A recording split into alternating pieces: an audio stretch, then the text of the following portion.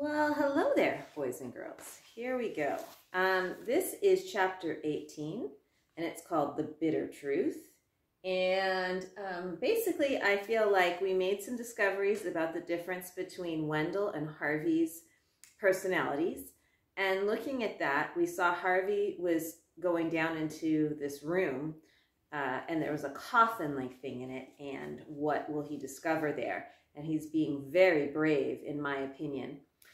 By opening it and seeing what's going on. He had been following, I believe, Clue Cat. So let's see what's going to happen and what can you learn from Harvey's discovery.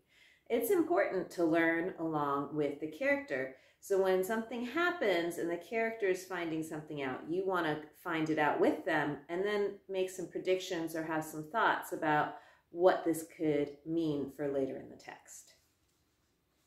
He almost shouted out loud, seeing the terrible state that poor Mrs. Griffin was in. She was staring up at him with wild eyes, her hair pulled out in clawfuls, her face purple with bruises. A foul rag had been stuffed into her mouth. Harvey carefully removed it, and she began to speak, her voice a hoarse whispered. "Thank you, my sweet, thank you," she said. "But oh, you shouldn't have come back. It's too dangerous here." "Who did this to you?" "Jive and Rictus." "But he ordered it, didn't he?" Harvey said, helping her up. "Don't tell me he's dead, because I know that doesn't matter. Hood's here in the house, isn't he?" "Yes," she said, holding on to him as she climbed out of the box. "Yes, he's here, but not in the way you think." She began to weep, the tears clogging her words. "It's all right," Harvey said. "Everything's going to be all right." Her fingers went up to her face and touched the tears. I thought I'd never cry again," she said. "Look what you've done." "I'm sorry," said Harvey. "Oh, no, my sweet, don't be sorry. It's wonderful." She smiled through her tears. "You've broken his curse on me." Now we have something to think about. What curse? And she's happy about having an emotion, crying. What could that mean? There's so many things we can learn along with Harvey. "What curse? Oh, it's a long story." "I want to hear." "I was the first child who ever came to Hood's house," she said. "This was many, many years ago. I was 9 when I first walked up the front path. I'd run away from home, you see." "Why?" "My cat had died, and my father refused to buy me another. And what do you think Rictus gave me the very day I arrived?" "3 cats," said Harvey. "You know how this house works, don't you?" Harvey nodded. "It gives you whatever you think you want. And I wanted cats and a home and what?" "Another father," she shivered with fear, remembering the horror. "I met Hood that night, at least." I heard his voice. Stewcat had come to her feet, and she paused to stoop and gather the creature into her arms. "Where did you hear him?" Harvey asked. "In the attic at the top of the house, and he said to me, 'If you stay here forever and ever, you'll never die. You'll grow old, but you'll live until the end of time and never weep again.' And that's what you wanted." "It was stupid, but yes, I did. I was afraid, you see, afraid of being put into the ground like my cat." A new wave of tears came running down her pale cheeks. "I was running away from death." "Straight into its house," Harvey said. "Oh, no, child," Mrs. Griffin said. "Hood isn't death." She wiped away her tears so as to see Harvey more clearly. "Death is a natural thing. Hood isn't. I would welcome death now.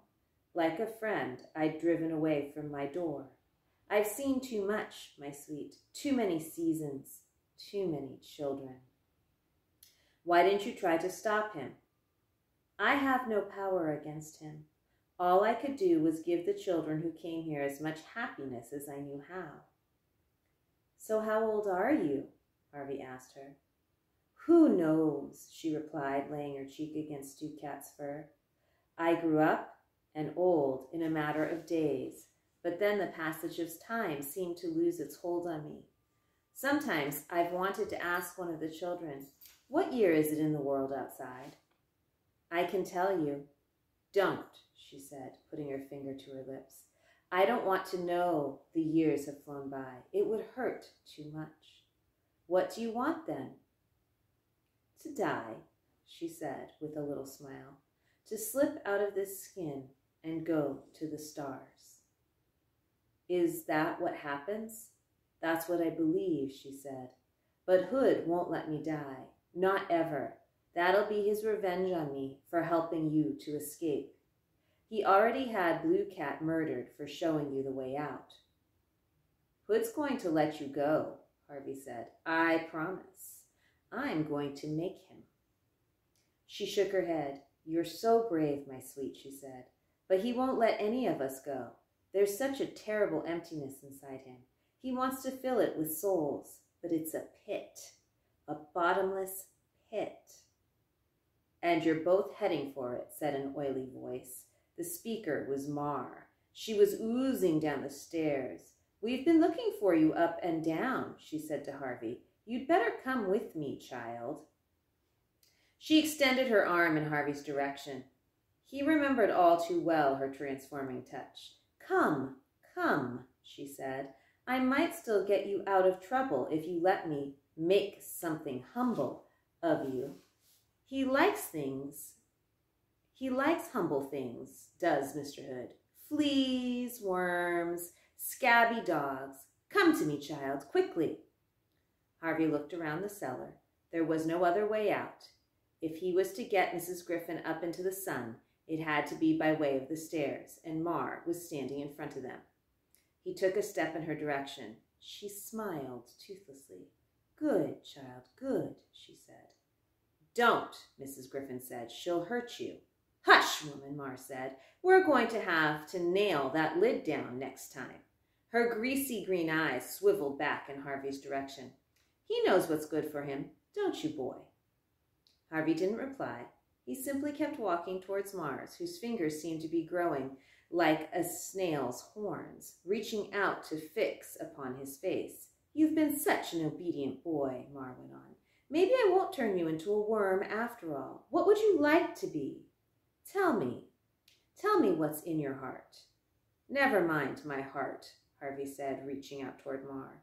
What about yours? A puzzled look came over Mar's face. Mine? She said. Yes, said Harvey. What do you dream of being? I never dream, she said defiantly. You should try it, Harvey told her. If you change me into a worm or a bat, what could you do for yourself? The defiance on her face became bafflement, and the bafflement turned to panic. Her outstretched fingers began to retreat into themselves. Harvey reached for them like lightning, however, interweaving his fingers with hers. What do you want to be? He said to her. Think. She started to struggle, and he felt her magic surging through her fingers into his, attempting to work some change on him. But he didn't want to be a vampire bat anymore, and he certainly didn't want to be a worm. He was quite happy to be himself. The magic, therefore, had no hold on him. Instead, it flowed back into Mar, who began to shake as though she were being dipped in icy water. What are you doing? She demanded. Tell me what's in your heart, he said, returning her invitation. I'm not telling you, she replied, still trying to wrest her fingers free of his. But she was not used to having her victims resist her this way. Her muscles were soft and flabby. She pulled and pulled, but she couldn't escape him. Leave me alone, she said. If you harm me, Mr. Hood will have your head. I'm not harming you, Harvey replied. I'm just letting you have your dreams, the way you let me have mine. I don't want them, she yelled, struggling more than ever. He wouldn't let her go. Instead, he drew closer to her, as if to wrap her up in his arms. She started to spit at him, great gobs of slime, but he wiped them from his face and kept approaching. No, she began to murmur. No, but she couldn't keep the magic she'd intended for him from working on her own skin and bones. Her fat face began to soften and run like melting wax. Her saggy body sagged in its ragged coat, and a greenish gruel began to pour out onto the floor. "Oh," she sobbed, "you damnable child!" What dream was this, Harvey wondered, that was turning Mar to mush? She was growing smaller all the time, her clothes dropping off her as her body shrank, her voice becoming thin. It could only be moments before she disappeared altogether. "What do you dream about?" Harvey said, as Mar's fingers ran away between his own like brackish water. "I dream of nothing," Mar replied, her skin sinking back into her disintegrated skull. "And that's what I've become." She was almost lost in the folds of her clothes. "Nothing," she said again. She was no more than a dirty puddle now, a puddle with a fading voice. Nothing. Then she was gone, devoured by her own magic. "You did it," Mrs. Griffin said. "Child, you did it." "One down, 3 to go," Harvey said. 3. Rictus, Jive, and Hood himself. "You're forgetting Karna." "Is it still alive?" Mrs. Griffin nodded. "I'm afraid I've heard its shrieks every night. It wants revenge." "And I want my life back," Harvey said, taking her by the arm and escorting her, still carrying Stu Cat, to the bottom of the stairs.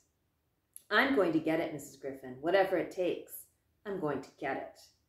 Mrs. Griffin glanced back at the heap of clothes that marked the place where Mar had vanished into thin air. "Maybe you can," she said with astonishment in her voice. "Of all the children who have come here, maybe you're the one who can beat Hood at his own game." So, what can you learn from Harvey's discovery? Furthermore, what is the message the author is trying to get us to understand here? Because I think there's a powerful message in what Harvey was just able to accomplish. I look forward to seeing your thoughts. Remember to read and jot. Take care. Bye.